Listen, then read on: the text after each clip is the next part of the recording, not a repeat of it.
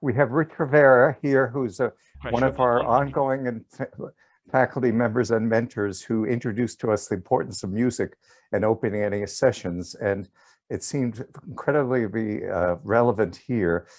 For those of you who remember, mostly hopefully or have heard, Fannie Lou Haber was a leading civil rights organizer and activist. She was born in Ruleville in Sunflower County in Mississippi and became a national figure. And just fortunately, a book finally came out about her biography last year called Until I'm Free.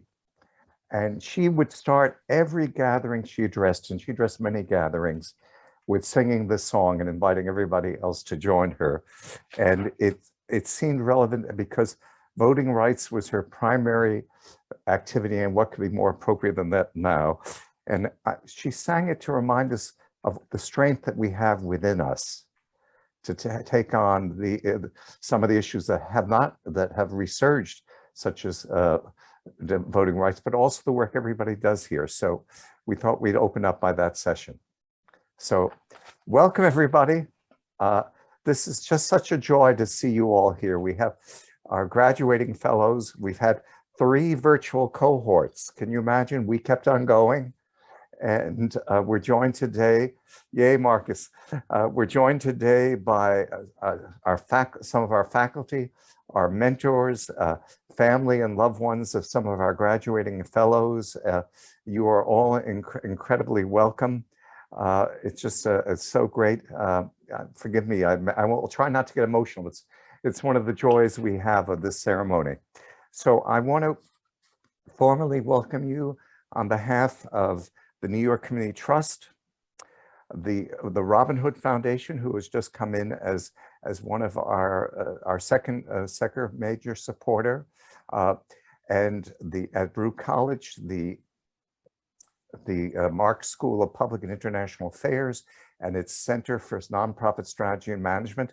And we want to welcome you to but most importantly, to congratulate our fellows from the last 3 cohorts that we are so proud to have today. So if I could ask everybody to unmute yourself, and let's give a warm welcome to all the fellows that are among us today, past and present. Okay. Congratulations. To quote Muhammad Ali, who needs no introduction, to our fellows, you are the greatest.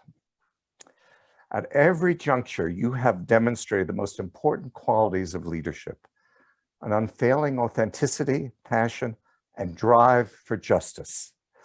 You have persevered despite the multiple challenges that New Yorkers have had to face over the last 2 years. Most importantly, your organizations and their constituents, their staff, and their board have served not only as a safety net for the most vulnerable New Yorkers, but what I'd like to say, a trampoline to rise them up, to help them reach heights they have not been able to reach before. I give a particular shout out to our arts and cultural organizations, because I feel, in spite of all the obstacles they face, you have been the balm of our soul throughout this entire period, as you are before and after. It's incredible for us that we were established 8 years ago, and our 15th cohort will be starting this spring. And a statistic that I find just incredible is we have 379 alumni now from 250 flagship organizations in the nonprofit space in nonprofit New York. Can you imagine? We're joined here by Pat Jenny and Pat Swan, and they were on the ground floor. They refer to as the 2 Pats. And I don't think we ever envisioned that we would be entering our 8th year and have accomplished so much. Let me just, excuse me, I'll check my. We also want to give a special shout out to the CEOs and directors of the executive directors that nominated the fellows. I hope we know for every day that that your knowledge about pinpointing emerging leaders was right on, because we keep every week hearing about promotions and among our different fellows. I've already mention Pat, Pat, Jenny has retired. Pat, how many years ago was it you retired? For 3 years, sorry. But she was at the birth, as was Pat Swan, to our effort, and we're so glad that Pat Jenny can come back and for this joyous occasion. We also want to give a shout out to the Robin Hood Foundation. They're the second foundation to come on board. They just came on board this past cohort, and now grantees of Robin Hood, just like grantees of the New York Community Trust, or community partners, what we might call, are in fact eligible to be participants in the upcoming fellowships. And I would have to, with great glee and joy, recognize the staff team that, and I must say, in my entire career of over, oh my God, 50 years in the nonprofit and foundation sector, I've never been so fortunate to have such a dedicated, hardworking, creative, and committed staff. And let me take a moment. Yeah, you'll hear more. Brian Lewis, who's our deputy director. Shell Ho, who is our communications director, and that's not sufficient to describe all that she does. Arden Armbruster, who is a graduate student at Marxe, who we've had the pleasure of having. And I can't see, Shell, do you see, is Dia Bolton on? Dia Bolton is our intern from Seton Hall, our second intern who has worked with us. And that has been such, I can't begin to give you the terms of how high functioning, but also the creative juices and commitment they bring to this effort. So let me again invite you all to unmute yourself and applaud yourselves, our mentors, our staff, our faculty. Okay, you give us such satisfaction to anybody involved in this program to know that how you've filled our lives with hope and joy, and just witnessing what you all have done has been a true inspiration. So let me now turn it. Oh, I was now going to turn it over to our deputy remarks. I'm sorry. I'm now going to turn it over to Brian Lewis, our deputy, who will be the official MC for this evening. Brian. Thank you so much, Michael, for setting the tone, for kicking us off on the right note, for the inspiration, and for uplifting us all on this Friday afternoon. Good evening, everybody. Good evening. Good evening. Good evening. Good evening. Evening, we just did the Negro spiritual, so we got to do some call and response. I like the Aries. Can I hear some voices? Good evening, everybody. Good evening, Brian. Good evening, Brian.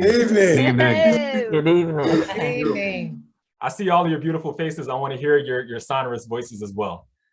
So this is clearly the virtual place to be this Friday evening. We have 75 people and counting on this Zoom to celebrate our amazing, incredible, outstanding, singular fellowship leaders. So there's no better place to be than with you all doing this important work, lifting up our leaders who have invested so much in their organizations and communities. So thank you for joining us. Thank you to our leaders. Thank you to the New York Community Trust staff, as Michael has mentioned. It is my great honor and pleasure to be your host for this evening, and I can't wait to get started with our ceremony.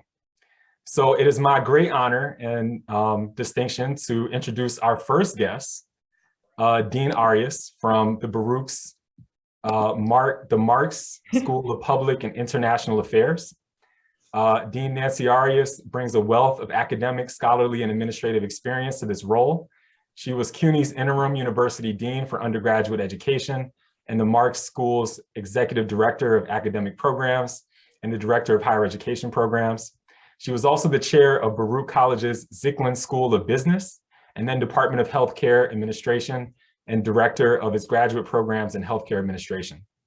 As director of the Baruch Honors Program, she organized Creative Inquiry Day, the college's annual celebration of student research and creative endeavors. Dr. Arias' scholarship sits at the intersection of public policy formation and implementation effectiveness. She has also studied women's reproductive health policies and programs and healthcare workforce diversity, and her work on the economic impact of biomedical research resulted in the appointment to the Mayor's Task Force on Biomedical Research. In 2021, Dr. Aries received the City and State Award as one of over 50 most distinguished public servants. Additional honors include the Baruch Presidential Award for Distinguished Service, Distinguished Teaching, the Honors Student Teaching Award. She holds a BA in Urban Studies from the University of Michigan and a PhD in Social Policy from the Heller School at Brandeis University. And Dean Aries is one of our biggest champions, and we're so honored to have you. I'll pass it over to you, Dean Aries. Whoa, Brian, you've left me absolutely speechless. I don't know where you found that bio. Far more information than you all needed. But thank you so much for the very generous introduction. As Brian said, I'm the interim dean of the Marxe School, and I really am here to bring you greetings from the school and from our Center for Nonprofit Strategy and Management. I'm having this opportunity to share in cohort 14's graduation means a great deal to me. Too often, I think we forget to celebrate what we've accomplished. And this is a moment that definitely calls for celebration. So first, I want to express my gratitude to Michael Seltzer, who is one of the founders of this program, helped create it and bring it to what it is today. And I want to recognize in that chain, Brian Lewis, who's recently been appointed Deputy Director of the Fellows Program. I've had the honor of spending time with him on Zoom and knowing, his commitment to the program and seeing it continue to build out. There's also the faculty and mentors. I've seen some of the faculty here, and I've met mentors who I had not known kind of prior to the beginning of the event, who just bring such a wealth of experience to the program and add to the experiential component of your learning, which is so easily lost in the classroom.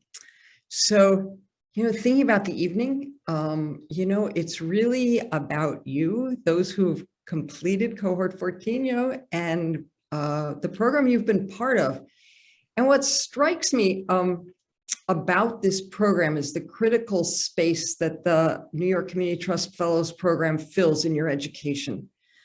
I was thinking a lot about it today, that a master's degree provides an essential overview of different fields of interest, whether it's public administration like we do, or international affairs, social work, urban planning. And you take a collection of courses, and some of them are tactical, you learn hard skills, some of them are analytical, some of them are operational. But the focus of leadership development in a program like this is that it provides a really unique opportunity to focus on these threads and how they become part of a whole. As you think about moving into senior leadership positions, as you not think about it, as I'm aware, reading about the amazing work you've done, you're moving into these kinds of positions, and it sets you on that pathway.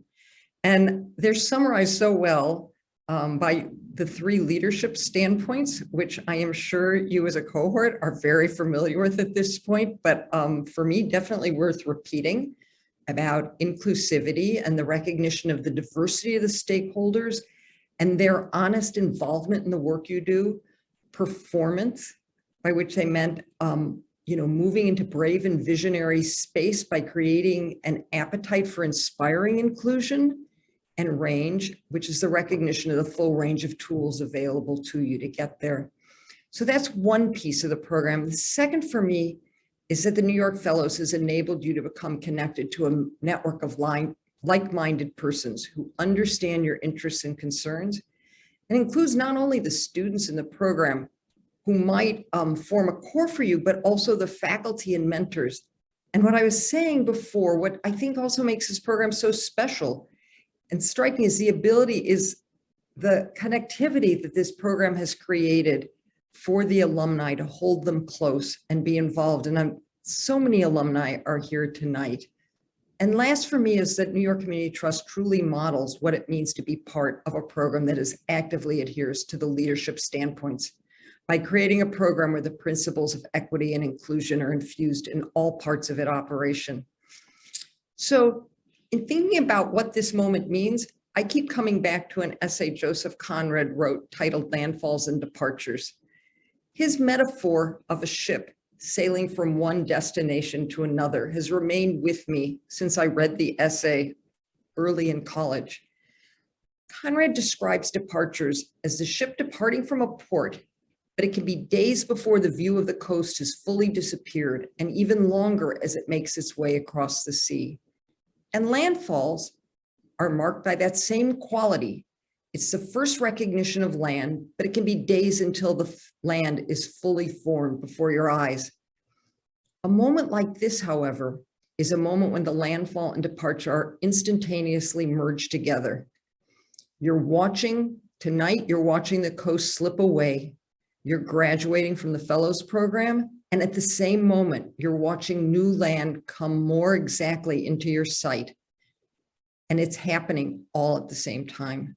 So tonight, I wish you all the best as you move through your journeys of landfalls and departures, of which this will not be the first, is not the first, and probably will not be the last. Congratulations, cohort 14.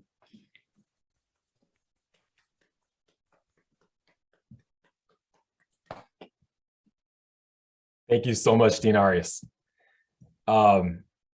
So it is now my great pleasure to introduce our distinguished guests from the New York Community Trust.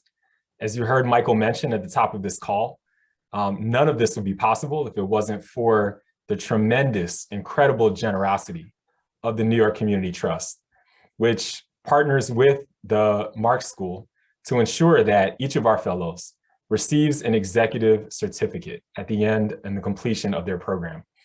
We believe that we are one of the only programs in the country that grants such a certificate to leadership fellows who are burgeoning leaders in the nonprofit sector. And so we're really grateful for that partnership, but of course, none of this would be possible if it wasn't for the outstanding leadership, funding, and support of the New York Community Trust. And so it is our great honor to have with us, as you heard Michael mention, Pat Jenny, who is formerly of the New York Community Trust, and Pat Swan, who is our current program officer. And I believe we also have Sean, who is the Vice President for Grants, on the call as well.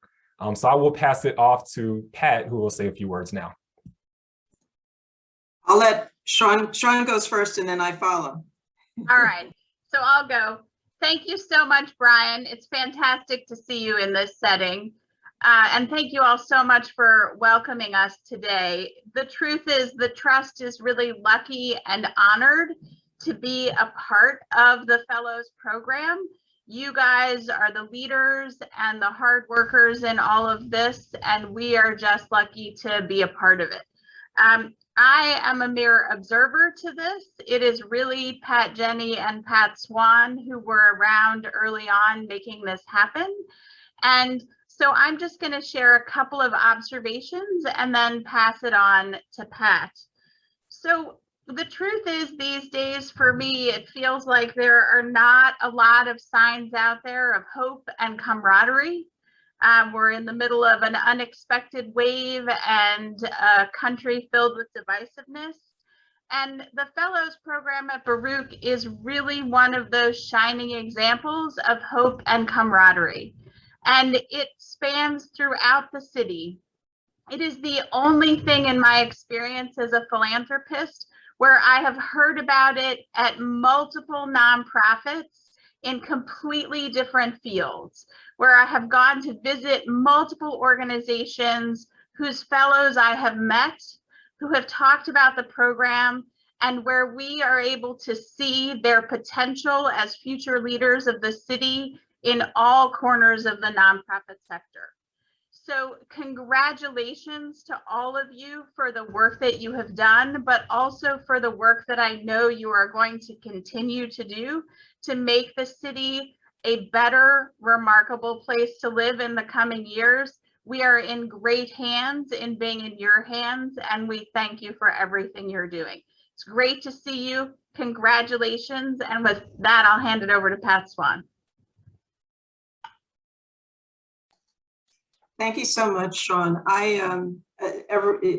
Dean Aries and Sean have been very articulate. I'm going to just be really sweet and short, and then hand it off to my friend and former colleague, Pat Jenny. We are really in need of leadership, desperate need of leadership in our country, in our city, in our state.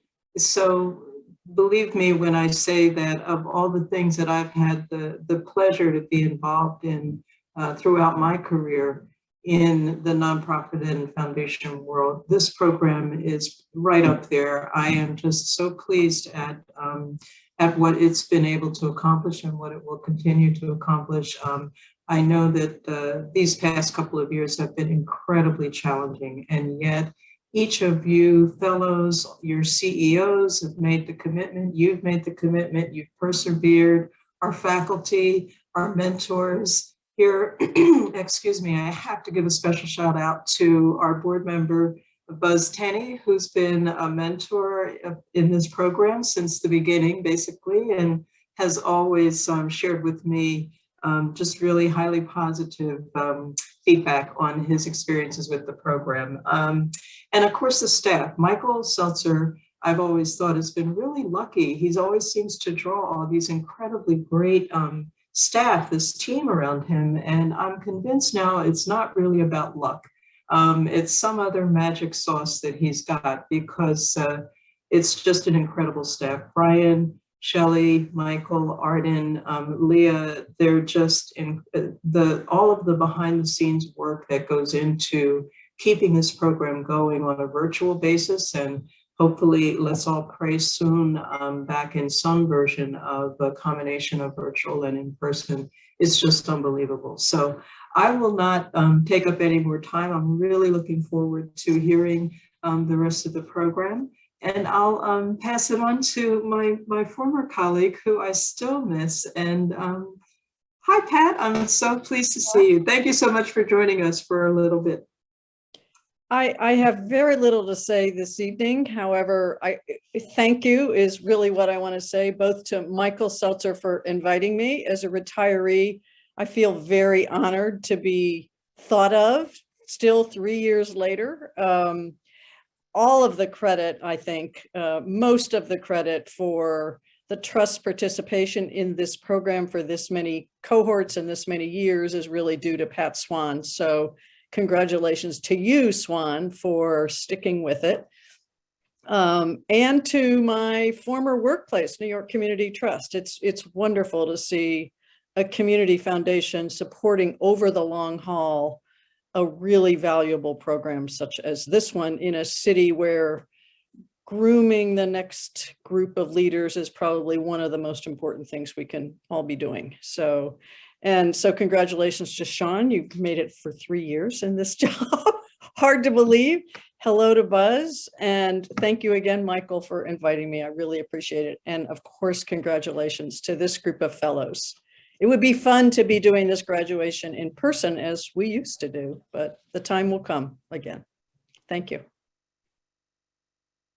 Thank you. Can we please unmute ourselves and give a big hand to Pat, and Sean. Pat. So we know that we have many friends and family who are, familiar with the program that we offer. But for those of you who don't know, we are able to offer this incredible 12-week experience where fellows get to have some of the best leaders in fundraising, in HR and diversity, in financial and budget, come and lead sessions completely free of charge. It does not cost these organizations anything because of the underwriting and the support from the New York Community Trust, who is the first foundation to support us. And as Michael has mentioned, as of late, just this year, we were also joined by Robinhood.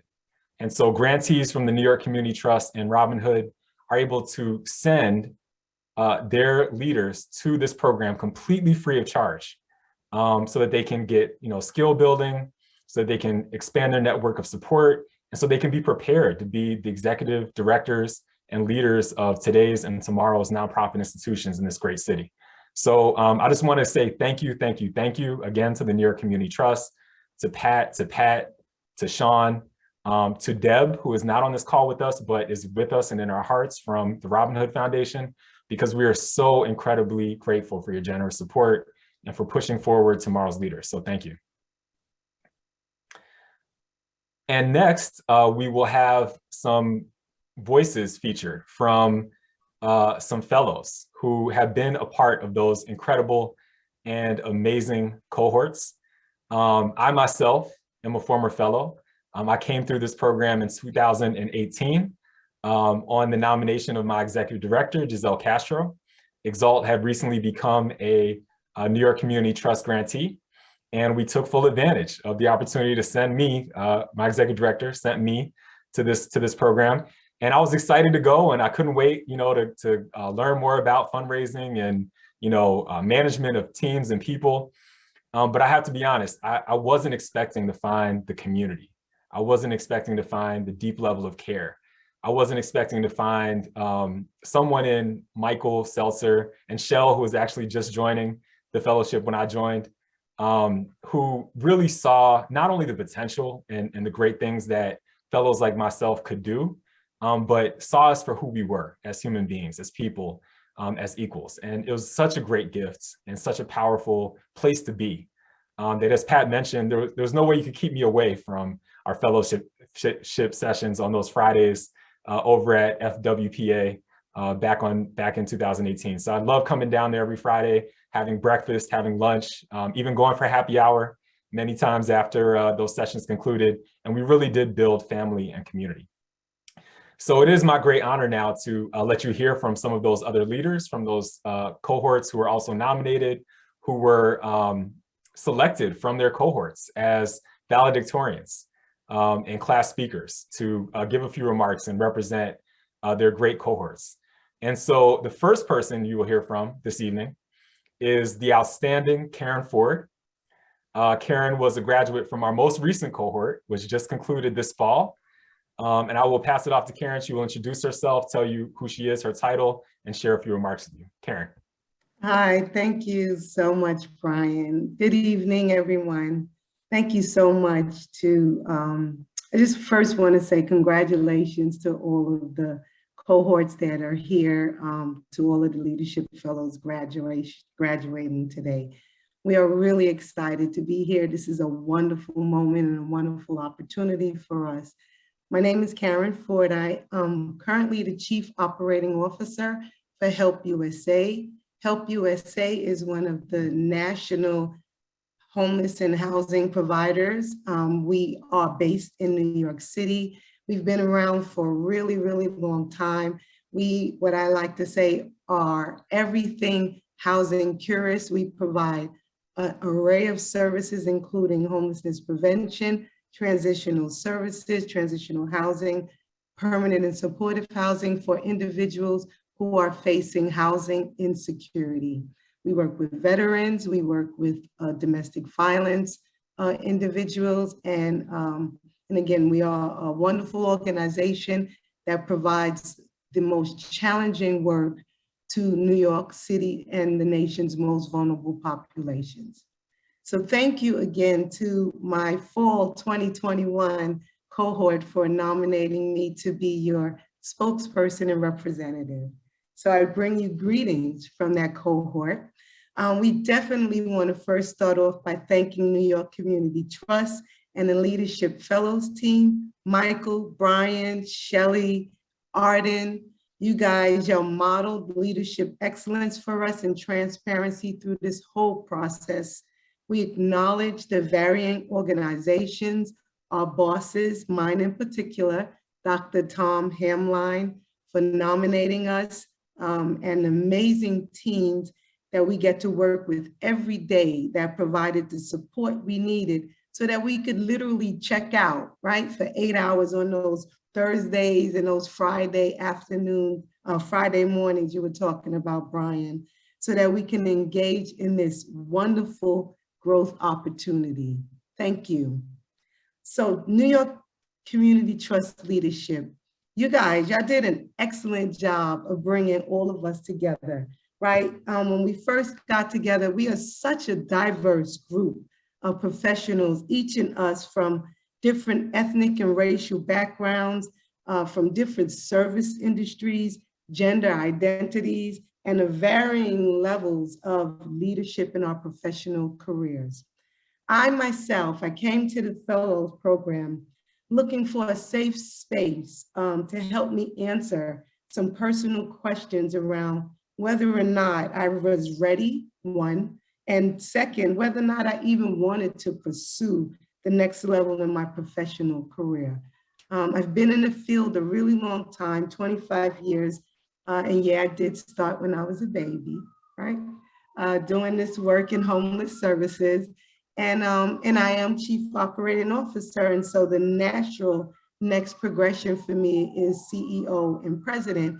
But I had some reservations. I really wasn't sure, wasn't completely confident, even with 25 years in the industry, on whether or not I wanted to at least present myself in a way where I was ready to lead. So I spoke with my boss, and we had found this fellowship, and he nominated me and I got accepted. And thank you so much, because that actually was a really important part in my transition and my development. So I thank you. In the first 2 weeks, we kind of hit the gate. Like we came out, you guys came out swinging, right? We engaged in powerful and affirming discussions around race and equity, from an organizational perspective. It set the tone for the rest of our learning experience. We did the hard work right away, right? You provided us with the framework to develop our racial equity lens using the tools, that would help us apply anti-racist principles. We worked with Rich, right off the back, helping us to develop those conversations, creating the safe space for us, right, to sometimes scream, of which a lot of us did, or either dream out loud, like I was able to do, and imagine, what I could do and how we could, really become agents of dynamic change in this really important, perfect moment in time, where we're leading in a time of COVID and unprecedented times that we've never, ever been, down this road before. We've never had to lead from this place. The intersection of race and gender and, voices being elevated in our community. So we are really in a very special moment right now. So we engaged in life-saving discussions around fundraising, right? And the demystifying of what the resource development is all about, making it an organizational responsibility as opposed to an individual responsibility, and most of all, learning about the psychology of the ask. We also looked at philanthropy from a justice, equity, diversity, and inclusion lens, right? From that particular perspective, we learned the value of cultivating and sustaining partnerships as the lifeline for helping an organization sustain and accomplish long-term success. We looked at leadership strengths and assessment tests. We engaged in leadership conversations with accomplished women who are leading, again, in these unprecedented times. We had our minds shaped and molded with financial and budgeting practical tools and practices that became what I call my new superpower that I'm able to use at work. So we learned new words like GAAP, right? General Accepted Accounting Principles. And Michael, please tell Odell that we are making him proud, okay?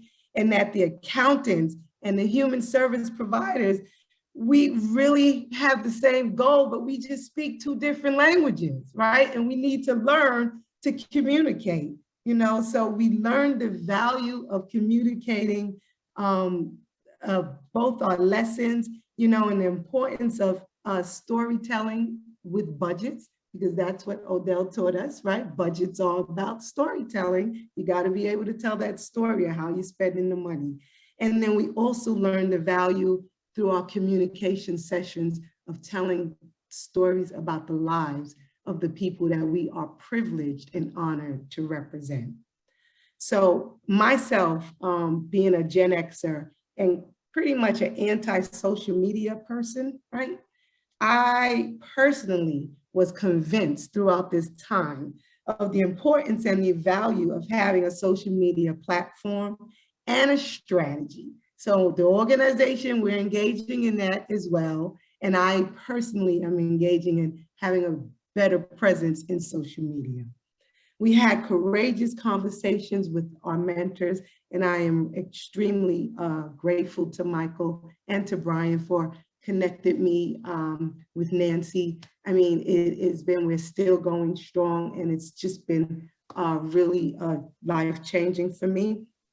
So the fellows, I talked about how we started out, right? With this diverse group of people from all of these different backgrounds, you know, but today, right, the core values and the spirit of the leadership and the program that you guys put together for us has united us, right? Our most important leadership takeaway is the belief that leadership first is a matter of the heart.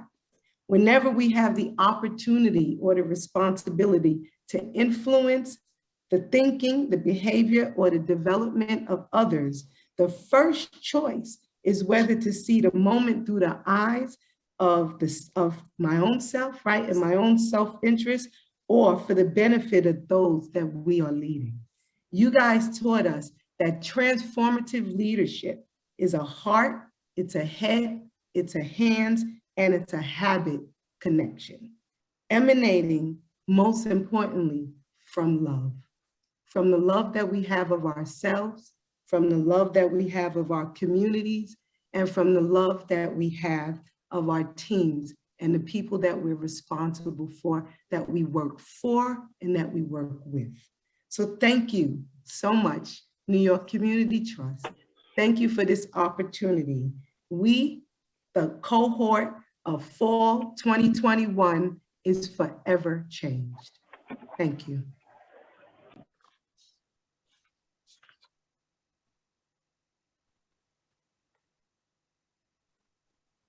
And you see why Karen was selected as a speaker at this graduation. So powerful, so powerful. Thank you, Karen. We really appreciate your remarks. And I hope that those who were not able to be a part of the experience were able to learn a great deal from everything that you shared. So thank you. Getting a lot of love in the chat as well. So it was very powerful. Thank you so much. Our next speaker is another one of our amazing, outstanding, tremendous fellows. This speaker, I actually have not had the opportunity to meet in person yet, but I have had the opportunity to hear such incredible and great things about this person from Don Wasserman, who is our faculty member who does all of our communication sessions. Don invited him to speak to his class and was blown away by the presentation that he gave to his class. So I'm really looking forward to hearing his speech. Our next speaker is Robbie Pollock from the fall 2019 cohort. Robbie, the mic is yours. Everybody, welcome, welcome, welcome. I am channeling Friday energy. Like, this is a party. I have my guitar behind me. I'm this close to pulling it out, but I'm trying to restrain myself. I want to make sure that I start out by shouting out Michael, Seltzer. Thank you, Brian, for the wonderful introduction. It's a really funny thing, this leadership fellowship from New York Community Trust. Like Brian mentioned earlier, that nomination was a big deal for me at my organization. I work for PEN America, which is a human rights and organization that focuses on free speech. And I work specifically in their prison and justice writing department. And so I work with people who are kind of like the left out of society, people that people don't really feel bad about ordinarily. They're like, oh, they did something to end up there. So, I don't know.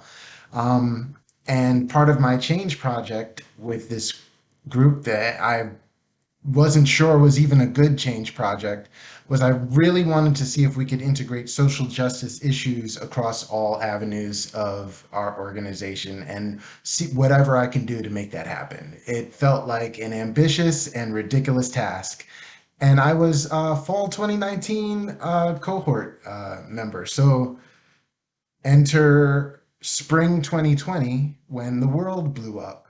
And I found everything I had ideated in as part of my change project and discussed with my mentor, Baron Tenney, as part of things I wanted to talk about and implement in our organization, all of a sudden, all of that planning and thought work turned into really important preparation for leading my organization amid a sea of chaos into coming together around racial justice and equity and what we can do about it and how we treat each other amidst the chaos.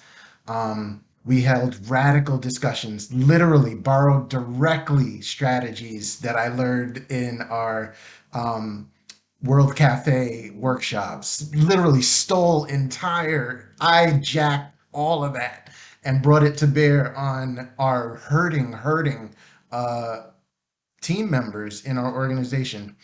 And I was part of this cohort that really used the alumni chain, so it didn't die out during this period of COVID.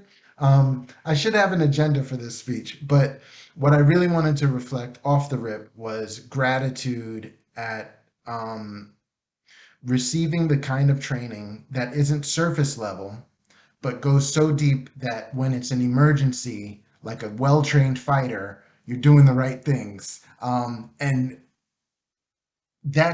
it's more valuable than you think, because when you're in a boardroom or a conference room and things are under pressure and your body goes into fight or flight, the things that come out are the things that are automatic and heuristic. And so what I didn't realize when we were there every Friday is that as we go around the room, as we do our mini presentations, as we talk to each other, as we work out little conflicts, as we build small teams, we're practicing, literally practicing the same skills that are going to take us to the next level of leadership. And that's not leadership for leadership's sake.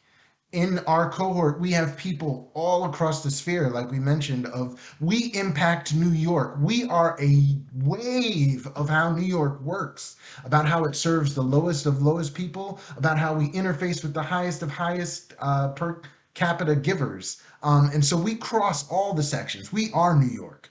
And I wish I had known that when I was a kid, how much the nonprofit space matters. And so when we learn these things like I did, and when we're in a position to enact those changes, we're putting to use this unbelievable gift that we've been given by the New York Community Trust and by all of our incredible educators and facilitators. So anyway, the other thing I wanted to say is that it's not easy. I don't want any one of these people up here to front like, oh yeah, it's so nice that we did this thing. It is not easy to come and focus while you're still worried about work and the deadlines and the things, and you're giving up that Friday. And I know it hurts. I know it hurts because you're worried about what your colleagues are saying and doing and having to do on your behalf. You're sneaking away on your phone and sending the little messages for the people who are under you, who's supposed to do that thing that you can't do because you're there. It is hard. It is hard to focus. It is hard to learn all the material. It is hard to deal with the conflict amid the group. We are rubbing against people from different backgrounds. We're rubbing against people with different identities and perspectives, and we're hashing it out in ways that we didn't have to. What we're learning more than anything else is alignment. And I can say for sure that the relationships and perspectives that I was able to encounter in the group has held me in great stead over the past several years. And so I won't take it too much further. I had some more really cool metaphors and some maybe impromptu poetry, but we'll leave that for another time, I think. I just really want to extra shout out Baron Tenney, who was my mentor, who still continues to call me and make sure I'm okay now. I don't know that I expected the level of real relationship that I would receive as part of this. And I think honestly, it's helped me maintain some of my sanity because this kind of work will burn you out, and having people who can hear you and understand where you're coming from with all their experience and share that with you is a miraculous gift. Okay. That's pretty much all I have to say other than congratulations. We've all been on this ride together, and I am honored to share this fellowship with all of you, and thank you to everyone. Thank you, Robbie. And as Michael mentioned at the beginning of the call, we have many of our mentors on this call. And you hear our fellow speakers talking about how deep those mentor relationships are. So we want to thank all of our mentors. We can't thank every single mentor because there are too many on this call, but thank you, mentors. We also want to thank our faculty. I see Edith. I know Edith is here. She leads our social media sessions. Thank you, Edith. I saw Rich Rivera a little earlier. Rich, I don't know if you're still there. Thank you, Rich. Do we have any other faculty members who are on? Current faculty? Thank you. Thank you to all of our faculty. We're so grateful to all of our faculty as well. So next we have a speaker from our spring 2021 cohort. This speaker was really a phenomenal leader in their cohort.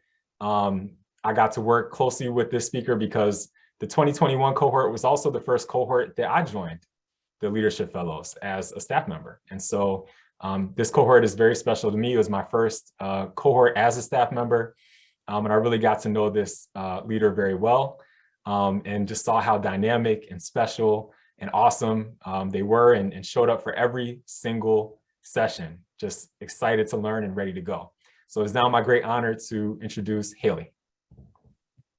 Thank you, Brian. And first, I'd just like to second everything that Karen and Robert said. Thank you. Beautiful speeches, wonderful. I couldn't have said it better myself. My name is Hayley Ferber, and I'm Deputy Director of ChaShaMa, a nonprofit based in New York City that repurposes vacant real estate into artist studios and exhibition spaces, and also gives space to small businesses, which is a new program that we've started in response to the pandemic over the past year, and has been really exciting and successful. So it was an absolute honor to be part of the New York Community Trust Fellowship. A big thank you to Michael, Brian, and Shelley for your dedication and the sincerity and authenticity that you brought to this program. It was such an incredible wealth of resources and knowledge. And one of the most special and important things to me was just having this time, space, and opportunity to listen and just kind of hear from our faculty speakers, from each other, learning about each other's change projects, each other's challenges and successes within our organizations. I just felt like it was an opportunity for me to take it all in and really absorb things in a way that I don't normally get the chance to as a leader, where I'm having to kind of make decisions and, you know, act on things so much. So it was great to just have this space to really contemplate all of these big ideas and processes that we reviewed. I would definitely like to say that it's wonderful to see so many people from our cohort here tonight. It's great to see your faces again and your names, and a big thank you to all the mentors and faculty. I see Ella Baff, my mentor, is on the call. Thank you, Ella. Your wisdom was I'm so grateful for it, and it has been so helpful to me in the past 8 months since we worked together, and really helping me move forward in my position as deputy director. And yeah, I'm going to keep this pretty short and just say thank you so much to everyone for this opportunity. The most incredible thing is just this network of alumni that has resulted from this, and being a part of these emails that fly back and forth has been so helpful to the organization. I've found so many resources that have really helped ChaShaMa move forward in the work that we're doing. So thank you all, and everyone who responds and shares, please keep doing so, because it makes a big difference, and I'm grateful for it. So thank you all, and congratulations to everyone. And it's such an honor to be part of this network. Thank you.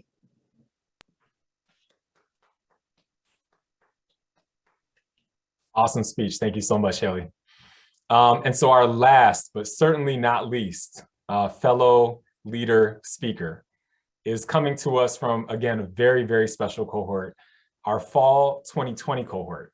This cohort was, deeply impacted by COVID, was able to, persevere and make it through despite all the challenges. Just think back to where we were in the fall of 2022 and how unpredictable our lives were. And think about how, challenging, and you heard Robbie's speech, right? How difficult this process is. These fellows make it look easy, but it is a challenge. And these fellows made it through the cohort. They made it through the experience despite all the uncertainty. And this fellow in particular was a leader amongst leaders. And we're so honored and thrilled to have her here, Courtney McClellan. Thank you, Brian, for that really warm introduction. You all should know Brian and I haven't met before, so I'm incredibly flattered. Hayley, we need to connect because I'm originally a drama for social change facilitator by trade, so I want to beg forgiveness from the group if I emote and my emotions leak through my eyeballs. Robbie, you should keep that guitar handy, but I'll try and keep it together. I hope my cohort will forgive any name mispronunciations. I've been on a first name basis with most of my peers here. We've never had the opportunity to meet in person, but I'll try and keep it brief. Welcome everyone, and I want you to know I am who I am because the village raised me. Good evening, giving honor to the spirit that connects us, deference to the ancestors on whose unceded land we sit, and thanks to all who are represented here tonight. I'm delighted to offer a few words to celebrate the work and commencement of the New York Community Trust's Fall 2020 cohort of Leadership Fellows, and to raise a glass to the company, the great company of the other cohorts, past, present, and future. Congratulations. My name is Courtney Marie McClellan. I am a member of the Fall 2020 NYCTLF cohort, perhaps the only cohort to span 2 calendar years in New York Community Trust fellowship history, for which we have the pandemonium to thank. Shelley, I want you to know I had to really go back and scratch my head to recall what cohort I was actually in, because see, I was accepted in fall of 2019 and deferred to the following spring. And then, like most of us, was blindsided by early 2020. I'm very thankfully ended up with a group of incredible peers from fall of 2020. As serendipity would have it, the timing was nothing short of perfect. The community that my cohort built and established that fall provided an anchor amidst tumultuous and uncertain waters, both within our professional environments and society at large. I cannot thank my cohort mates enough for the collective and individual nurturing their connections provided at this time. Our Friday morning Zooms were spaces to breathe, learn, and grow together while thinking deeply and thoughtfully about issues pertinent to the charitably minded community for which we saw hope to change through collective actions and solutions. I am grateful to my cohort for the many reminders, examples, and diverse approaches to work towards the greater good. I can recall sidebar chat conversations with Katie Laird and the hope she inspired and connections to work through early childhood literacy. The excitement and energy generated from discussions about the application of performance art for social justice and change with Zoe Rabinowitz. The intense feelings of calm and capability that settled in each and every time I interacted with John Orr. Bless you. The bright and energetic connections offered by Erica Lindsay. Sis, I truly believe you must fart fairy dust, because you are one of the sparkliest people that I have ever met, and through a screen, no less. The invitation to remember and appreciate the small natural gifts all around us, from the work of Richard Santangelo and Anais Morel. The consistent, quiet, grounded presence of Russell Martello and Chantel Austin. The wisdom Lorraine Jarvis gifted to us in small bite-sized nuggets over those few months. Whew. Thank you. The clear vision and eloquence of the likes of Rafaelina Contreras and My Brand. The courage, prowess, and leadership modeled by Zanita Tisdale. You are a pillar and a force with which to be reckoned, sis. The persistent, wise beyond years curiosity that Shonda Dawadi and Laniqua Dinkins gently floated to the forefront of our conversations, like the separation of wheat from the chaff. Laniqua, I feel deeply connected to you in spirit. Shine on. An inspiration and joy from the numerous others comprising my cohort, whose apologies I beg for lack of time to highlight their specific, unique, and powerful individual contributions. Please know how blessed I feel to count myself amongst you. I'm so thankful for the lessons, big and small, imparted by the likes of Giselle Castro, Odell Mays, Ronak Okoye, Erica Barnaby, Don Weissenen, Lisette Nieves, Rich Rivera, and so many more mentors and instructors who guided our cohort's learning journey. And to Michael Seltzer, Mike Bawa, Brian Lewis, with whom I have not yet had the pleasure of interacting, and Shelley Ho, thank you for all of your ongoing efforts to create a program that so thoughtfully develops the leaders we need right now and in the future. You centered heart, care, and consideration in our learning space, and words cannot express the gratitude you deserve for the countless hours and energy you poured into providing an experience that was meaningful, effective, and springboarded us into reflective action within our individual institutions and organizations. We are wiser, better equipped, and more collaborative colleagues and doers in our communities because of your efforts. It is the gift that will keep on giving. Because in the words of the late and admired Bell Hooks, what we do is more important than what we say or what we say we believe. To the upcoming cohorts, you have inherited a legacy and a charge for the kind of leadership that responds to the needs of our communities. Don't be afraid of your call to service. You are the right person. You are in the right place. The right time is now. You are necessary and your work matters. To the NYCTLF Fall 2020 cohort and others celebrating their accomplishments tonight, take pride. You have done, are doing, and will do great things. I know it because you have done so much good unto me. Bless you all.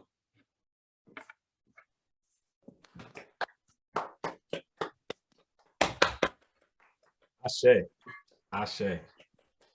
Thank you, Courtney. So powerful, so eloquent, so beautiful. Whew, I think we need a breath. We need to just take in all this wisdom, all this love, all this care, all this compassion. Take it in, hold it in, keep it in. This is what the Leadership Fellows community is about. So thank you so much to all of our fellow speakers, our leader speakers. And thank you all for hearing their messages and being here to support. So now we're going to shift gears just a little bit. We have our next distinguished speaker. And this individual is not a keynote speaker, but instead is going to be leading us through an engaged liberatory conversation. But we're so honored to have this individual with us. And I do want to share just some highlights from this individual's bio so you can know more about who this person is before I pass the mic to him. This is Marcus Walton. He is the president and CEO of GEO, Grant Makers of Effective Organizations. He has more than a decade of practice in nonprofit management in the ontological learning model, and he specializes in operationalizing conceptual frameworks, racial equity facilitation and training, leadership and management strategy, stakeholder engagement, program development, and navigating philanthropy. We actually sent Marcus's bio out before this, and so I won't read through his entire bio, but I will tell you, Michael and myself had an opportunity to meet with Marcus prior to this graduation, to spend an afternoon engaging and having a conversation with him. And the conversation was so uplifting, so powerful. There were so many points of catalyst and catharsis and convergence that we just said, you know what, we have to bring more people into this experience and into this fold. And so that is what we hope to have curated for you this afternoon and this evening. So I now pass it off to my colleague and the distinguished Marcus Walton. Goodness, thank you. Oh my gosh. Wow. Thank you, Brian. Thank you, Michael. Thank you and congratulations to all of the classes out there. I'm just so hyped right now. I am so hyped right now. From Courtney, Robbie, I mean, I go back all the way back to Dean opening up with a few words of context. I mean, this was just a dynamic experience so far. And there was a couple of things that I wrote as notes because, as Brian said, I want to make sure that first, this is the most meaningful use of your time, right? The energy is high, the love is palpable. And so I'm going to request a couple of things. I'll model some things, and then I'll talk about what we just experienced together. And then we'll have a conversation, and I'm going to invite the voices of all of these brilliant people into the space and have a little Q&A. So Brian, if you will, or team, if you could get us to the gallery mode again, where we're just that big mosaic of beautiful faces across the screen. The thing I don't want this to be is centered inappropriately on me. I am here as a guest.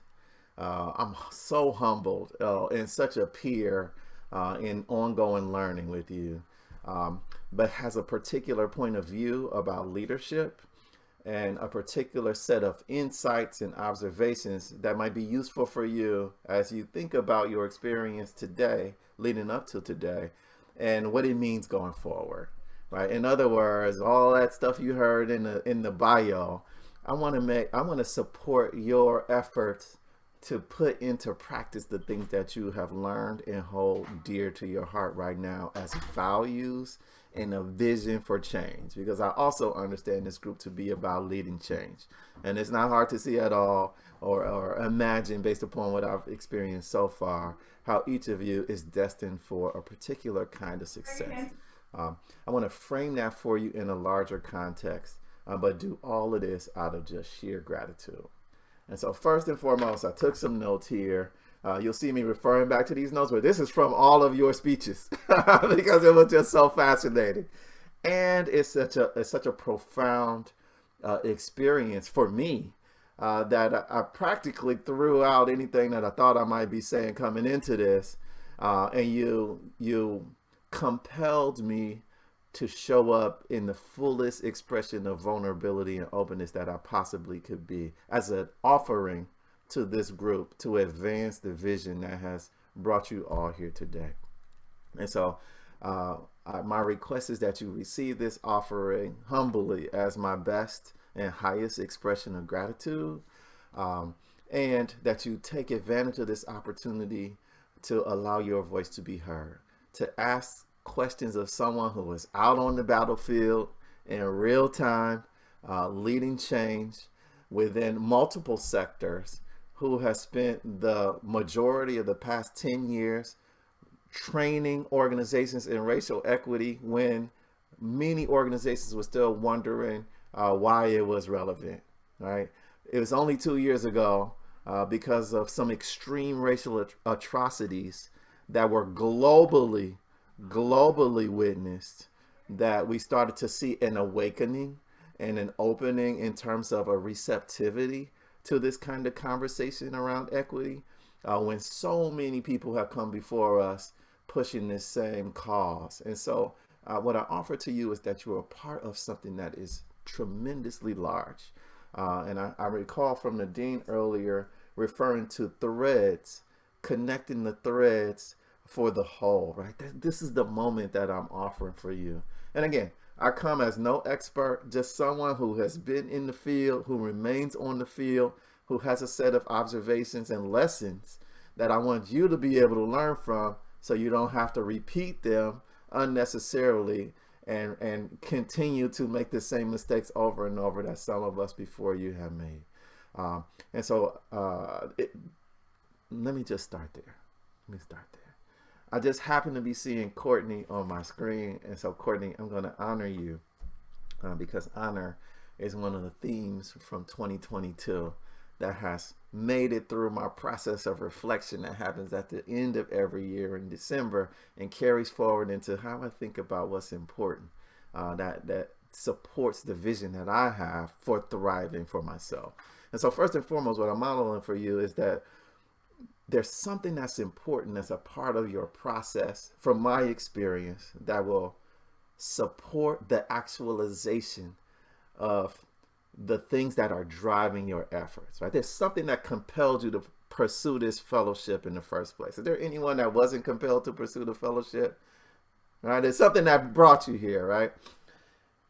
I want to introduce a concept to you that may not be new, because it seems like you learned so many of the most amazing concepts connected to our work through the fellowship that I'm a little envious and wish I could peek into the curriculum a little bit. But if I repeat anything, I just invite you to consider that as affirmation, as underscore, right? As like proof that perhaps what they introduce actually does have some relevance outside in the real world. But this idea that I'm referring to is an aspirational vision for life, right? One of the things I observed, one of the things I practiced over the past 15 years, I use 15 years because in 2005, I had my first opportunity to serve as an officer inside of a foundation. It was the first of 2 opportunities that I would have throughout my career. But prior to 2005, I was in the hybrid section of the Bronx, community organizer, knocking on doors, spending the weekends with families, in the projects. I mean, it was real, right? And there was no better education and experience that I can point to than those 4 years with those people who really taught me what community was really about, right? And so when I talk about an aspirational vision for life, I'm talking about what is that vision? What is the thing that you want to see? What is this set of experience that you want to encounter as a result of your efforts for change now? Because what I see in the world right now, and especially positioned as a CEO, I have 30 employees as a part of our organizations. We have 500 organizational members and 6,000 individual members of those 500 organizations. That's a lot of people, one of the largest entities in the sector. But what I'm seeing is there's a push for change that's moving through our organizations. Perhaps some of you are employees that are making that kind of push, and others of you may be receiving the push, feeling the intensity of the push from your teams within your organizations. But my experience is that we're not exactly sure what it is that we want to change or what it is that we're contributing that push toward, right? It's a direction, but we haven't spent the time to crystallize a vision for shared thriving, an aspirational vision for life. And so first and foremost, when we think about change, my experience suggests that change starts with self. That before I think about an external shift, it serves me best to consider how I might change. What do I need to do? How do I need to be in order to realize and experience life in that way that matches that highest aspirational picture? Right? I'm talking about Howard Thurman wisdom right here. Any of you know Howard Thurman? Right? Wherever you are thinking about the thing, that the change that you want to see in the world, right? Go back to the thing that activates you and do it. What makes you hyped, right? Robbie was talking about that, right? I'm also practicing what Courtney was talking about in terms of ancestors. I've heard several of you talk about emotions in this call. Let me tell you, we are operating, and y'all know this, but I'm making explicit what may be operating implicitly in our spaces, what may be shaping our behavior in unconscious ways. This is one of the things that leaders do, right? Leaders are different than managers. Managers lead in the known spaces. They focus on efficiency, reliable, replicable results. Leaders operate in the unknown. So I'm taking us into unknown territory. That's a distinction for you, right? That's also what leaders do. Make distinctions. Because when we make distinctions, we appreciate the nuance and complexity that is always present in the situations that we are part of, right? And once we name those things that we're a part of, we can respond to them with honor. Remember, I just talked about honor. Boom. We lack honor in society is what I offer to you. We don't have a level of divisiveness, in my opinion, Marx's humble opinion, that was never there before. We're now starting to make distinctions in ways that we didn't have the same space to make collectively. And now the nuances are able to be addressed by different people. Different voices are invited to the table to respond to the big picture within which we may be operating. It's a shared vision for thriving that we have an opportunity to solidify, to crystallize together now, folks, in a way that has never happened in the life cycle of this society. So it's a special moment. That's one of the reasons I'm really excited. And everyone's voices responded to that. But let me go back to what I mentioned about ancestors and emotions.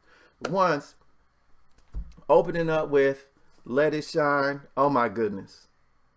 I almost couldn't keep my composure, because what you don't know, one is that Fannie Lou Hamer is a heroine of mine. I just love, respect, honor her. Her words always resonate and guide me, whether it's consciously or unconsciously. But my grandmother sang that song throughout my adolescent years. I love and miss her to this day. She lived until she was more than 90 years old. She raised a family of 11 boys and girls, right? I had 11 aunts and uncles on my grandmother's side of the family, her children, my community, the community that developed, loved, cherished me, who helped me dream what's possible for life. Helped me dream what's possible for life. Within a context of inequity, oppression, marginalization, and exploitation, i.e. Western culture. Right? And so we're going there. What I'm saying is we operate inside of a structure of inequity that has socialized us to diminish and defer our power. Your personal power, which is why it's also important to start with self when you want to talk about change, because your self-awareness is the key to your transformation. Whew.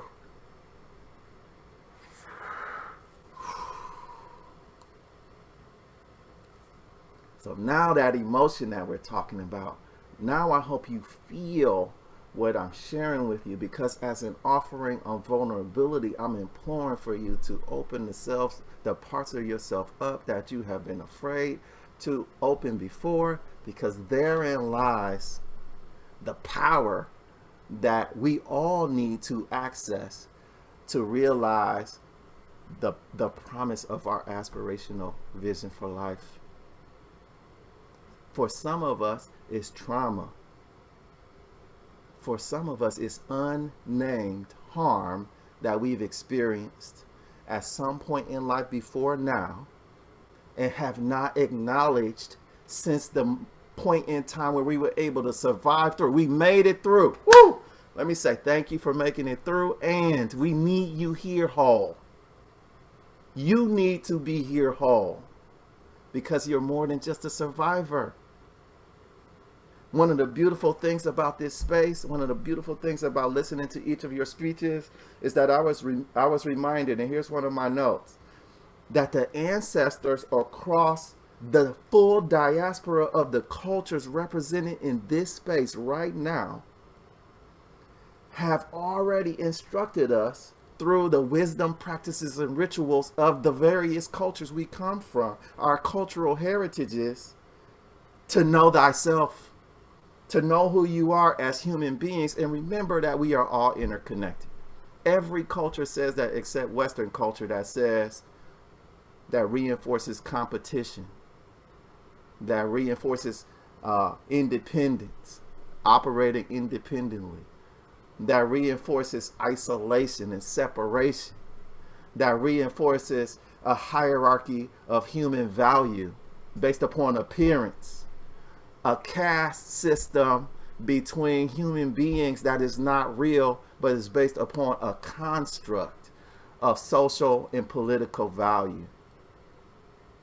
We are all bigger than that, and this country suffers as a result of the bar being set so low that it's enough for the beneficiaries of the caste system in place to simply feel like they are better off than the worst of those who are marginalized.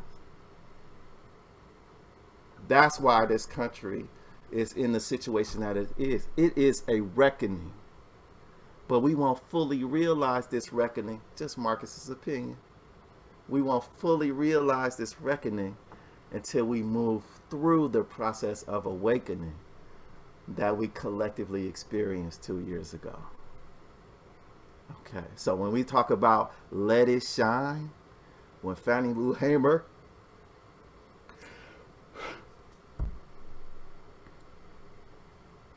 and my grandmother and the many grandmothers out there who have buried children because of polio blankets, because of lynching, because of land grabs, because of lead poison, because of drug transactions, because of overdoses of all types across all cultures, whether we refer to the modern opioid version or the earliest opioid dens that flooded the ghettos and sections of the earliest New York City that we can refer to. Too much suffering has occurred at the hands of us not living into our fullest aspirational vision for life. Leadership is required to fulfill that vision. We will never manage ourselves into and through transformation. Leadership is required to do that. You've been empowered. You've been equipped with the tools to move us closer to the fulfillment of that aspirational vision. I'm going to offer a couple of more things and then invite a conversation with my colleagues, Brian and Michael, open it up for some questions. Hopefully you appreciate now what I mean by let's have a real conversation so we can make this the most meaningful use of your time. Hopefully you're allowing yourself to be shaped by the experiences that you want to change. Leaders are empowered with the competency, with what it takes to respond to the moments as they are. But we have to first accept them. We cannot change what we don't first accept or acknowledge to be true. Otherwise, we are in denial. And for too long, we've been in denial for so many reasons. But now we have an opportunity to at least eliminate the discord that we're responsible for. To address with courage, with support from each other, which is why we can't do it alone. Support, encouragement from each other to tackle some of these issues that we need, that require healing. The trauma that I referred to. Because some of that trauma we're experiencing, some of these tears that I'm crying don't belong to me. They belong to the people with whom I'm interconnected, and I made myself a vessel to bring that forward into my expression of leadership because I know who I am, and I continue to do the work of lifelong learning to become more aware as I'm shaped by experience in each moment. And so let me leave you with a few words here before we get into the Q&A. 3 thoughts that just when I really thought about it, captured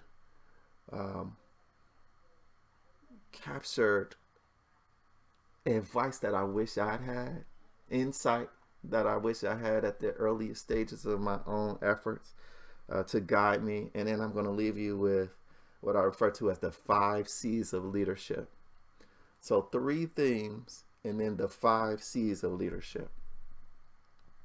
First theme is being a learning leader, and I wish I was present with you all so much in person, because it's just, I mean, if you think this is powerful, imagine us all in a circle, huddled up, breathing the same air in real time, and being able to feel the energy that is contained within the group of us. But I trust that you can feel, even through this digital platform, that you can get a sense of the power in there. Being a learning leader is that first thing. Pat talked about we're in need of leadership, Pat Swan. And I hope I gave a little bit. I want to shout you out for that, Pat.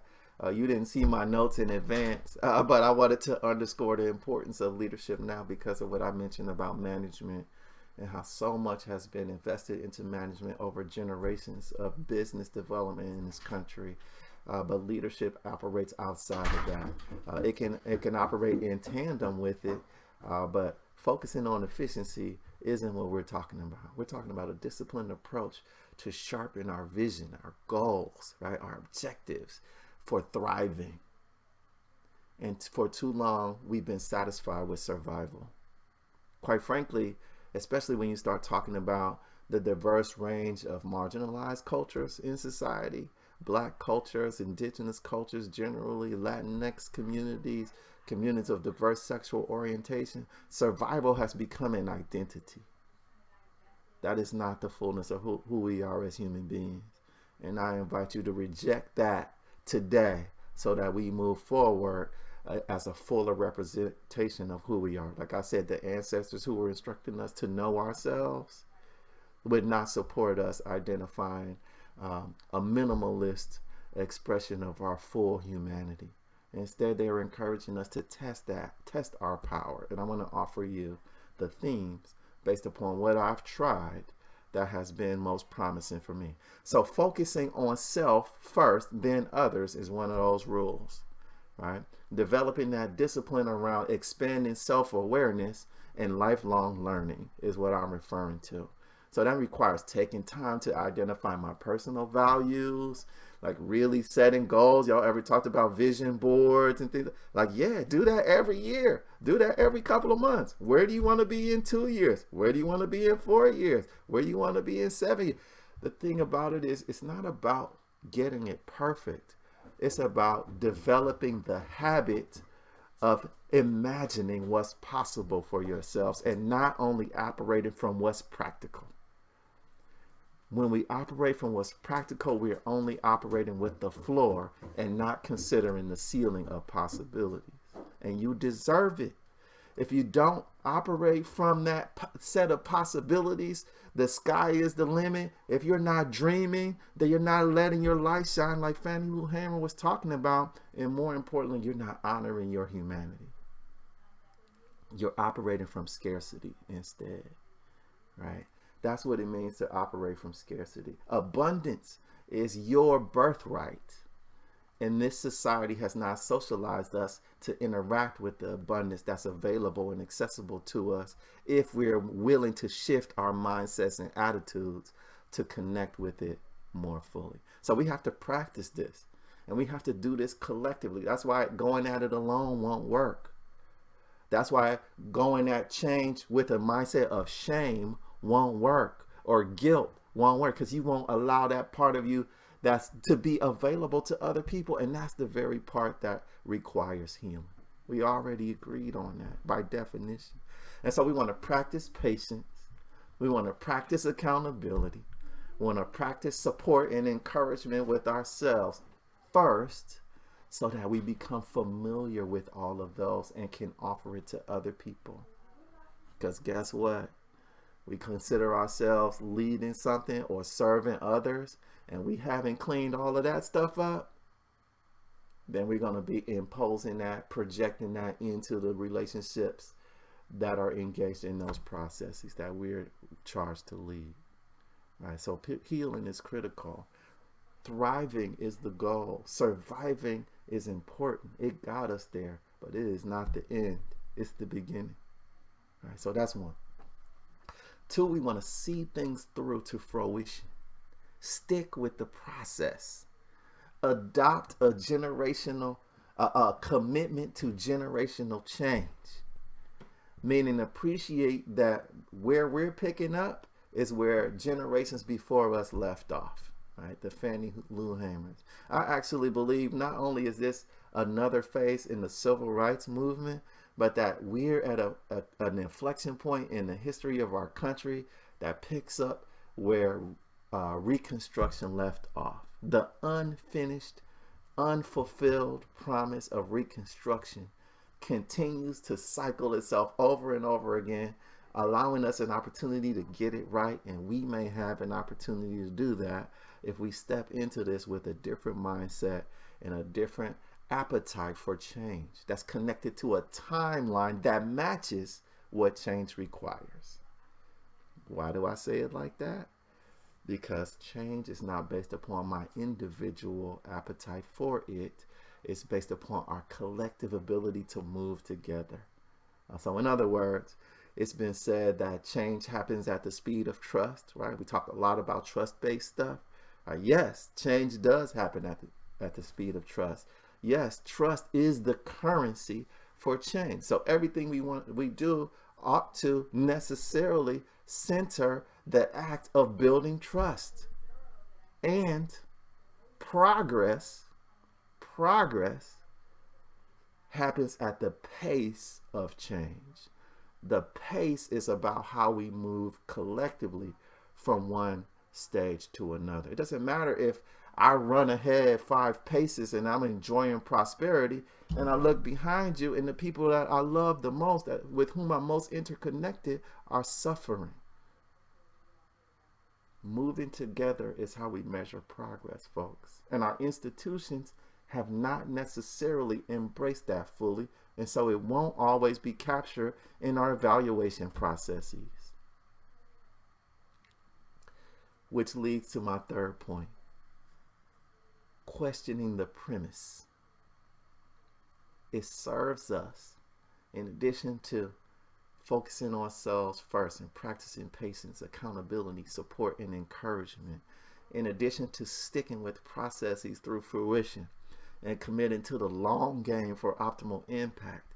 It serves us to be curious, to stay curious, to ask questions about everything and welcome questions from others, right?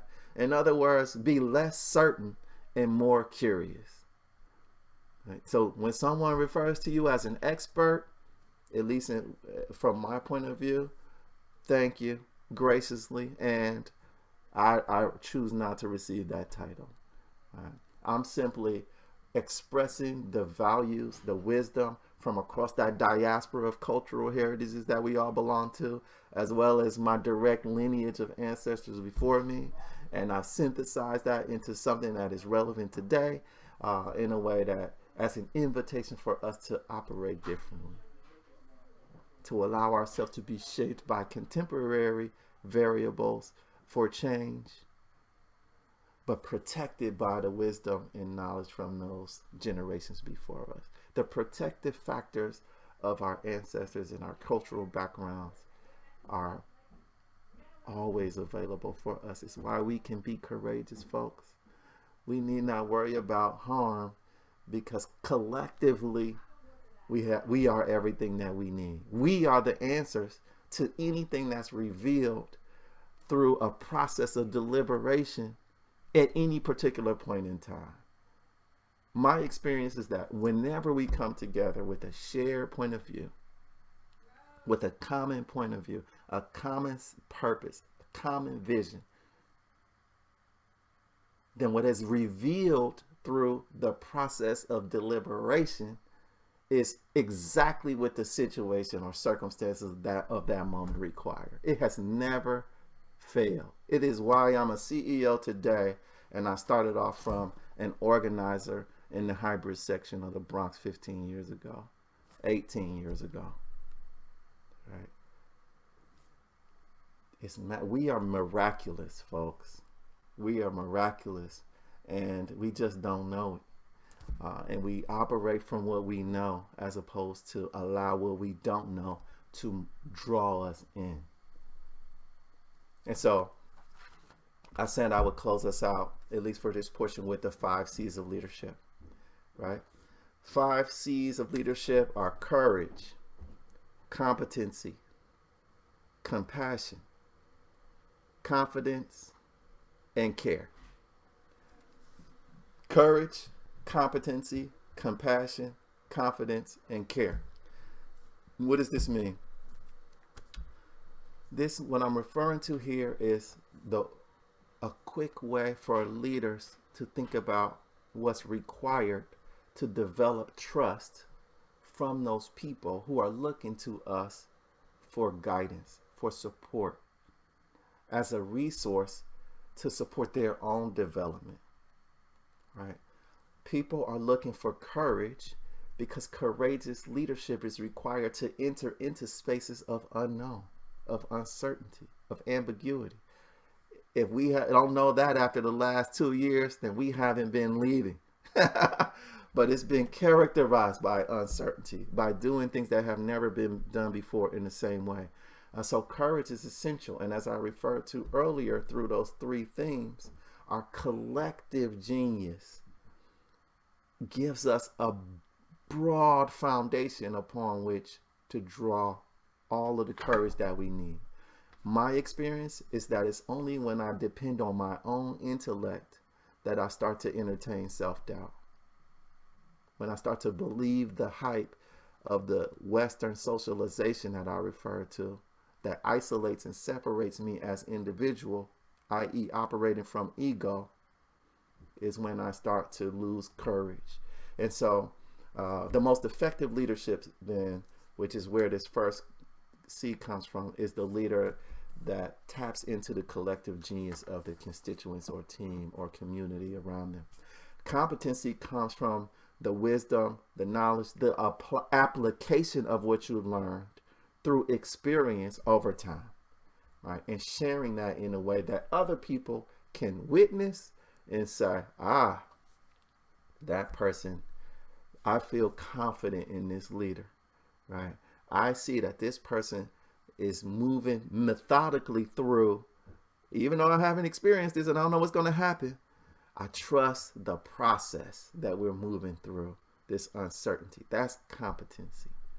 Compassion is about being empathetic. So we got courage, we got competency, compassion.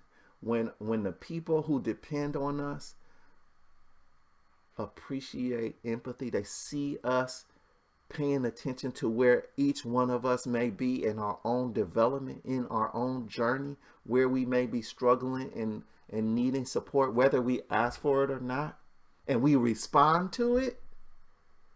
Now we've successfully demonstrated compassion in a way that generates trust, right? This is all about generating optimal currency for leading change, folks. Leading change to realize the fullest expression of our aspirational vision for life. Even if it's a part of that is within our profession, our chosen profession, our family lives. I mean, quite frankly, how you do anything is how you do everything. So I could apply this across the board, but I'm trying to simplify it here for time.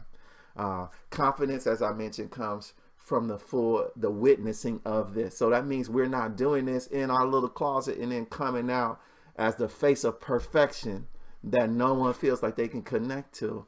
It's actually allowing people to see, like, no, we're human too. No, I'm learning too. As a matter of fact, I'm learning with you. As a matter of fact, I'm asking more questions than anybody in the room, but my questions are so strategic and tied to where we want to be that no one else is even thinking to ask them. I'm guiding the conversation. I'm shaping our experience with what I do not know. The thing that some people may feel or express as shame, I see as our pathway forward. The questions, your curiosity is what we need, because then it contributes to our collective creativity. And care is that last point, and I'm going to invite you in, Brian and Michael. Care, we have found, and all of this is supported by research. For those of you who know Rockwood Leadership Institute, they really advance these C's, and I've worked very closely with them as an executive coach, as a leader in the spaces in philanthropy around equity and advancing change. But the latest research has shown that the next generation of leaders are saying, I won't even give you that opportunity to demonstrate courage, competency, to show compassion, or generate confidence if I don't see care. If you're not showing me that you care about my well-being, if you're not showing me that you care about me being held, heard, and seen through each aspect of my work experience, then you don't get the opportunity to go forward. And so the most effective leaders consider all of these as real-time functioning, that are constantly feeding and activating courage, competency, compassion, confidence, and care. So just as a brief intro, thank you so much. I hope this is something, there was something in that was meaningful for you. I'm so eager to respond to some questions and get into this dialogue. Please activate those chats. I can talk and respond to the chat and look at the faces in the room and do all the other things. Let the tears flow, but see this as that opportunity to really ask the questions that perhaps you haven't felt were welcome in other spaces in the same way. I am here for you in whatever way I can be a resource. Thank you.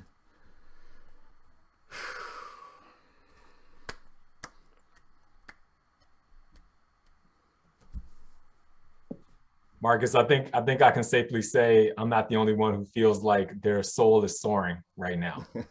just amazing upliftment.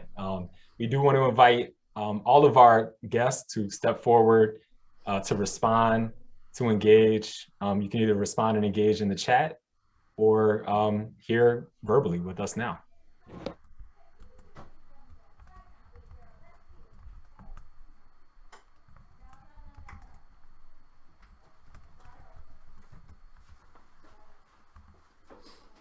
Maybe to warm us up, Mike. Oh, Yolanda? Hi. Yes. Good to see you. Welcome. Thank you. Thank you. Thank you so much, Marcus, for those words. Very, very powerful. If we were in church, I'd be at the altar ready to join. But you know, something that you brought up that I'm also sort of cross-referencing with something that Karen shared in her speech. Karen, I remember you saying, and it struck me that there was a time where you didn't know if you wanted to go to that next level. Yep.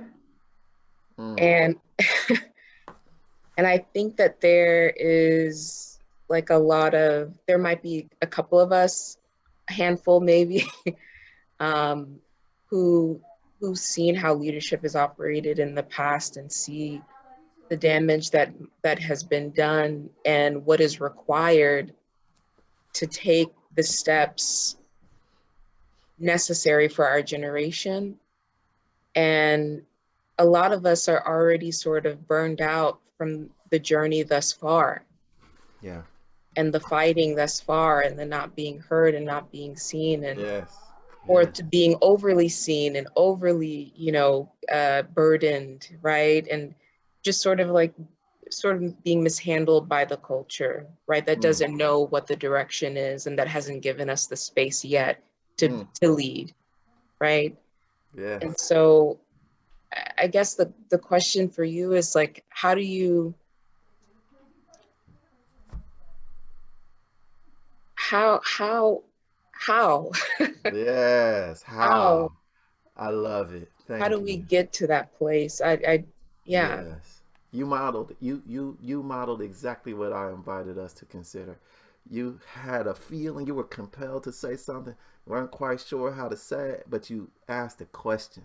I felt you. I get what you wanted to convey, whether the words can actually convey it adequately or not. So let me just honor the request around how. I was like, how? What? Like what? Listen. One, the invitation is for us to give ourselves permission to be human. I invite everyone on this call to allow yourself permission to be human. That means don't set an expectation because you've acquired some information.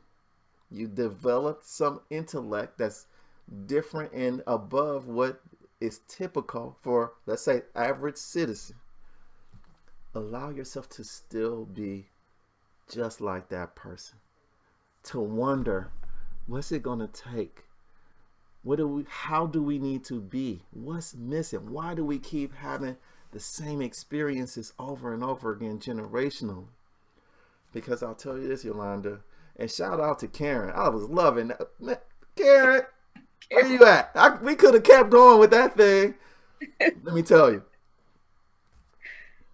You remember when I talked about us all moving together? Right now, Yolanda, let me tell you what my colleagues are doing. We're making salaries that are 6-figure and above, high 6-figure. We're saying, whew, I no longer have to be in the Bronx. Within those communities that are not defined by choice.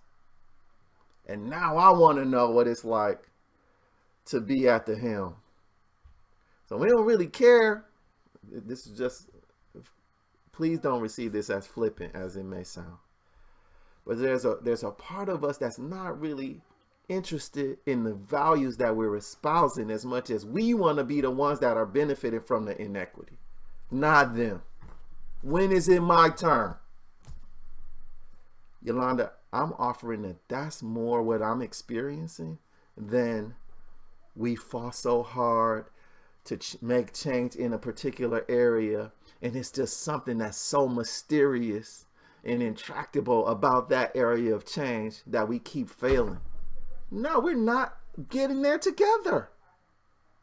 There's not a culture, for example, even within advocacy spaces, I can say this firsthand, that's based upon collaboration. And quite frankly, we get into the spaces where finally we have organized strategies.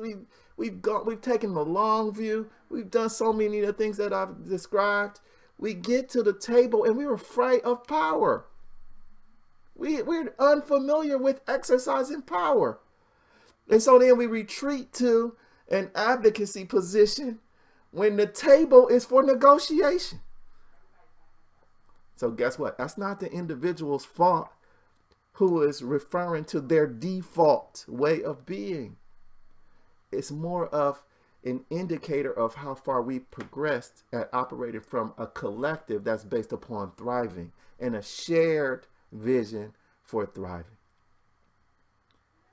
And so leaders of color, we have a particular frame of reference for what it's like to depend on each other, whether we have wanted to or not.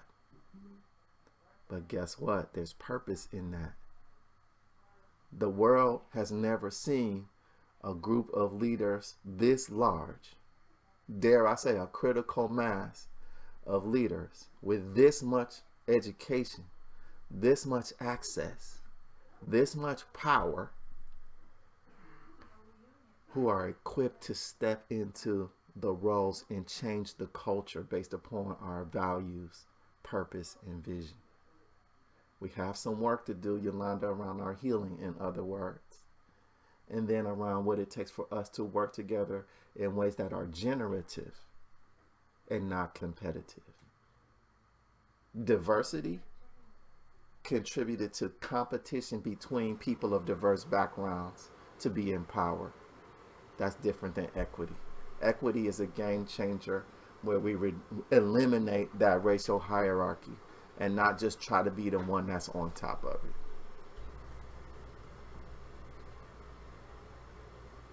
Yeah. How we are. How means let's pay attention to how we show up as leaders. Are we inviting in, or are we calling out and creating separation? Thank you. Thank you so much. Oh my gosh. Whew. Yeah, where's my heart button? Thank you.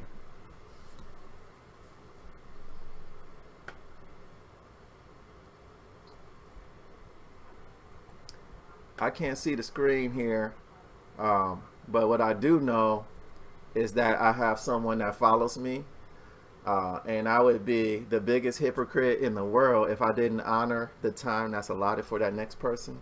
And so if no one else has any questions, what I'll do is say, please reach out, connect to Brian and Michael if something that I said resonated with you and you want to hear a little more. Maybe there's a resource that you want to tap to.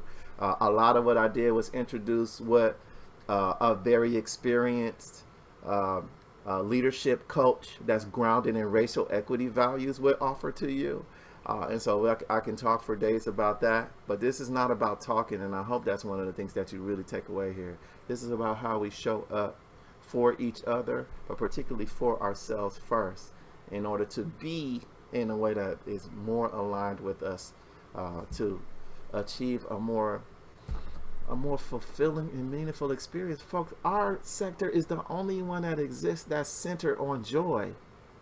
Joy for the collective human experience. And so if anything that we're doing is not producing results that align with that, then we're doing something that is misaligned. It is not mission aligned. And so thank you so much. I've benefited from this as much as anyone here. Humbly, thank you for the invitation. Maybe I'll just unmute and just give a big round of applause, both to Marcus, and also to Yolanda, for modeling the exercise of freedom, of courage, of leadership in real time for us. That was really beautiful to experience. And again, I know I speak for the entire group when I say ashe and thank you to all of you. And so we've come to the conclusion of our afternoon and our evening, folks. I know this is actually not the end, but as Marcus has instigated for us, this is just a continuous, aspect of our forward movement. We are a community. We are a community of leaders. We are a community of people who are caring, are courageous, are compassionate, are competent and confident. And we will take those virtues and those values together with us beyond this space. So again, thank you to Marcus. Thank you to all the fellows. Thank you to all of our guests. I've been given the challenging task of closing us out this evening. I cannot fathom the words myself to share with you all, but I have been inspired by all of the events of this evening to share some words from one of my favorite poets, Audre Lorde. And this is one of my favorite pieces by Audre Lorde called A Litany for Survival. For those of us who live at the shoreline, standing upon the constant edges of decision, crucial and alone.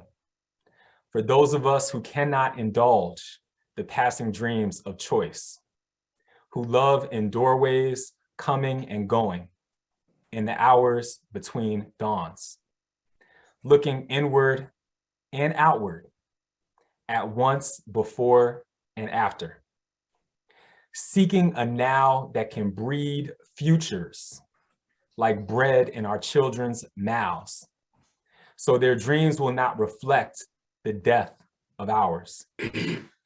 For those of us who were imprinted with fear, like a faint line in the center of our foreheads, learning to be afraid with our mother's milk, for by this weapon, this illusion of some safety to be found, the heavy-footed hoped to silence us. For all of us, this instant and this triumph, we were never meant to survive. But when the sun rises, we are afraid that it might not remain.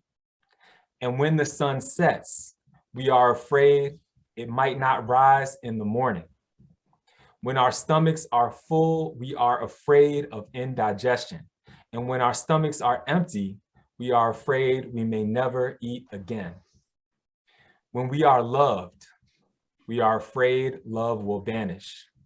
And when we are alone, we are afraid love will never return. And when we speak, we are afraid our words will not be heard nor welcomed. But when we are silent, we are still afraid. So it is better to speak, remembering we were never meant to survive.